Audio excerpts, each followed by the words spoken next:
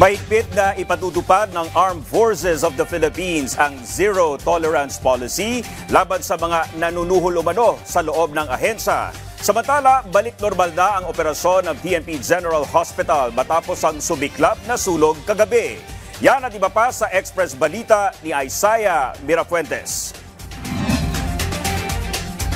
Matagumpay na naisagawa sa Eastern Visayas Medical Center ang kaunaunahang multi-organ retrieval sa rehiyon. Kasama sa naging retrieval ay ang liver, kidney at cornea na makatutulong sa iba pang pasyenteng naghihintay ng transplant.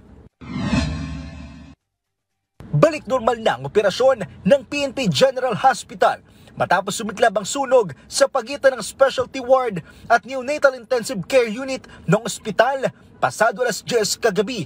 Sa inilabas na pahayag ng Philippine National Police, nakasad na matapos ang pagliyab, nagkaroon pa umano ng pagsabog sa lugar na narespondihan agad ng Base Fire Section Emergency Team at Bureau of Fire Protection ng Quezon City.